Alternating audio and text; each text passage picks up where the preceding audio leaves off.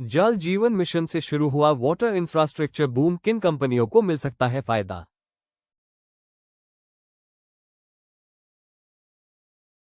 भारत में साफ पीने का पानी हर घर तक पहुंचाना लंबे समय से एक बड़ी चुनौती रही है।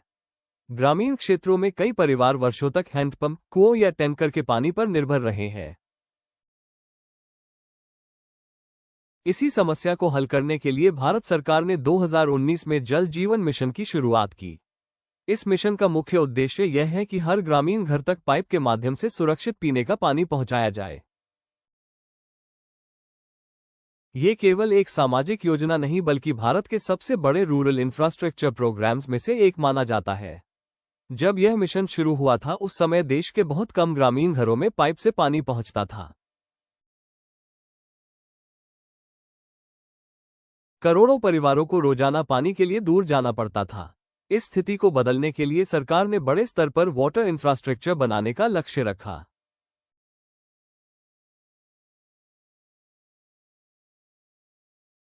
ये काम केवल टैप कनेक्शन देने तक सीमित नहीं है बल्कि इसके लिए पूरे वाटर सप्लाई इकोसिस्टम को तैयार करना पड़ता है। इस मिशन के तहत सबसे पहले पानी के स्रोत की पहचान की जाती है।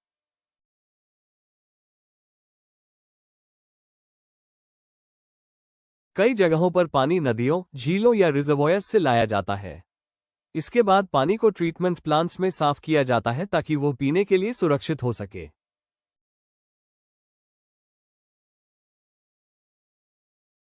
इसके बाद पाइपलाइंस के माध्यम से इस पानी को गांवों तक पहुंचाया जाता है और वहां से घरों तक डिस्ट्रीब्यूशन नेटवर्क के जरिए सप्लाई किया जाता है।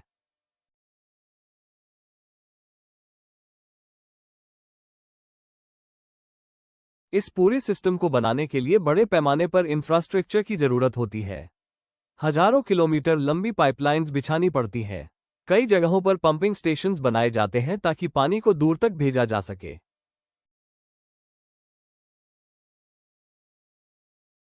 इसके अलावा स्टोरेज टैंक्स और ओवरहेड रिजर्वॉयर्स भी बनाए जाते हैं ताकि पानी की सप्लाई लगातार बनी रहे।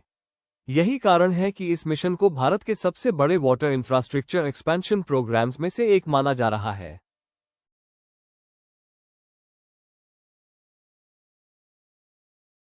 कई एनालिस्ट्स का मानना है कि इस तरह के बड़े इंफ्रास्ट्रक्चर प्रोग्राम्स कई इंडस्ट्रीज को इनडायरेक्टली प्रभावित कर सकते हैं।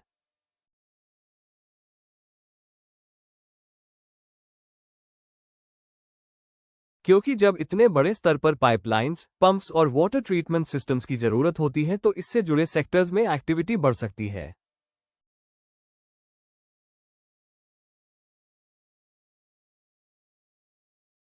हालांकि यह ध्यान रखना जरूरी है कि हर कंपनी को सीधे लाभ मिले ऐसा जरूरी नहीं होता, क्योंकि प्रोजेक्ट्स, टेंडर्स और कॉन्ट्रैक्ट्स के माध्यम से अलग अलग कंपनियों को दिए जाते हैं।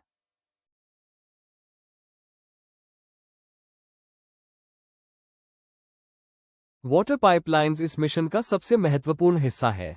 पानी को सोर्स से गांवों और घरों तक पहुंचाने के लिए पीवीसी और एचडीपीई पाइपलाइंस का बड़े पैमाने पर इस्तेमाल होता है।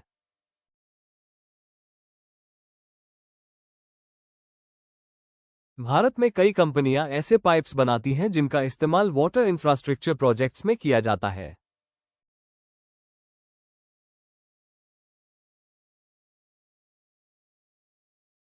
इस सेगमेंट में Finolex industries, Prince pipes and fittings, astral limited और सुप्रीम इंडस्ट्रीज जैसी कंपनियां वाटर सप्लाई पाइपलाइन से जुड़े प्रोडक्ट्स बनाती हैं।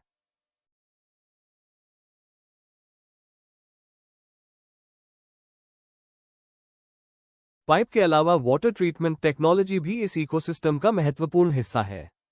कई ग्रामीण क्षेत्रों में रॉ वाटर को सीधे सप्लाई नहीं किया जा सकता, इसलिए ट्रीटमेंट प्लांट्स की जरूरत होती है।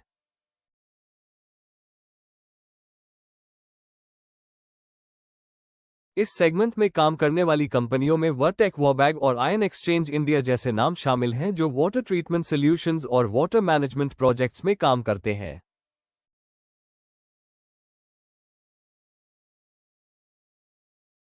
पानी को लंबी दूरी तक पहुंचाने के लिए पंपिंग सिस्टम्स की भी जरूरत होती है। कई प्रोजेक्ट्स में मल्टीपल पंपिंग स्टेशंस बनाए जाते हैं ताकि पानी को रिजर्वॉयर्स और डिस्ट्रीब्यूशन सिस्टम्स तक पहुंचाया जा सके।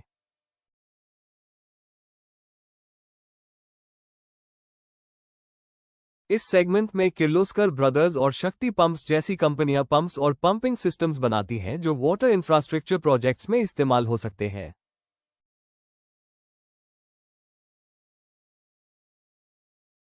इसके अलावा लार्ज इंजीनियरिंग कंपनीज भी वाटर इंफ्रास्ट्रक्चर प्रोजेक्ट्स में हिस्सा लेती हैं। कई प्रोजेक्ट्स ईपीसी मॉडल पर दिए जाते हैं जिसमें डिजाइन, इंजीनियरिंग, कंस्ट्रक्शन और इंस्टॉलेशन सभी शामिल होते हैं।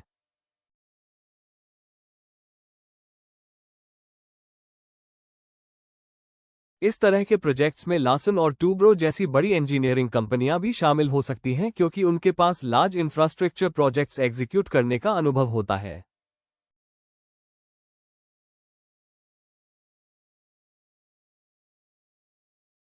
हालांकि यह समझना भी जरूरी है कि किसी भी सरकारी प्रोग्राम में अपॉर्चुनिटीज कई फैक्टर्स पर निर्भर करती है।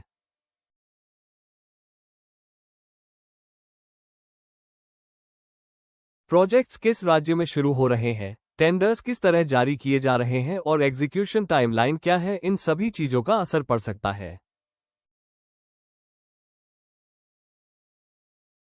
इसलिए किसी भी सेक्टरल थीम को समझते समय ब्रॉडर इकोनॉमिक कॉन्टेक्स्ट को देखना जरूरी होता है।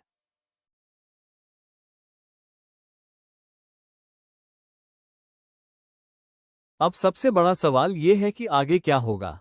जल जीवन मिशन अभी भी एग्जीक्यूशन फेज में है और कई राज्यों में वाटर इंफ्रास्ट्रक्चर का काम जारी है।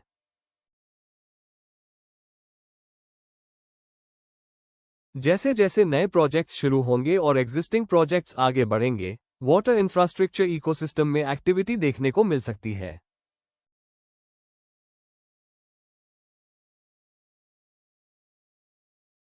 आने वाले वर्षों में ये सेक्टर इंफ्रास्ट्रक्चर स्पेंडिंग का एक महत्वपूर्ण हिस्सा बना रह सकता है।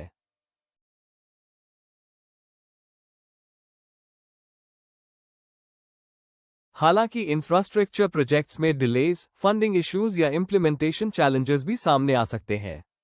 इसलिए लॉन्ग टर्म इम्पैक्ट कई फैक्टर्स पर निर्भर करेगा जैसे गवर्नमेंट स्पेंडिंग, प्रोजेक्ट एग्जीक्यूशन और टेक्नोलॉजी एडॉप्शन।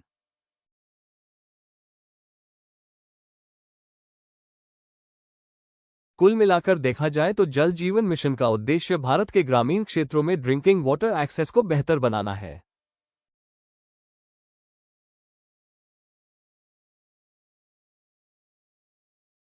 इस तरह के बड़े इंफ्रास्ट्रक्चर प्रोग्राम्स कई इंडस्ट्रीज को इनडायरेक्टली प्रभावित कर सकते हैं, खासकर पाइप्स, पंप्स, ईपीसी इंफ्रास्ट्रक्चर और वाटर ट्रीटमेंट सेक्टर्स को।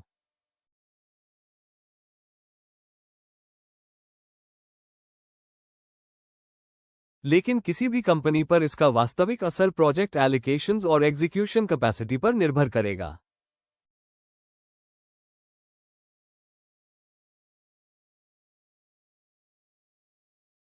ये चर्चा केवल इन्फॉर्मेशन और एजुकेशन के उद्देश्य से है और इसे किसी भी प्रकार की इन्वेस्टमेंट एडवाइस के रूप में नहीं देखा जाना चाहिए।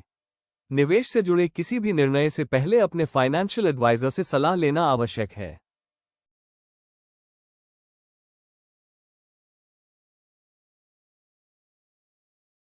अगर आपको यह वीडियो पसंद आया हो तो इसे लाइक करें, शेयर करें और चैनल को सब्सक्राइब करना न भूलें।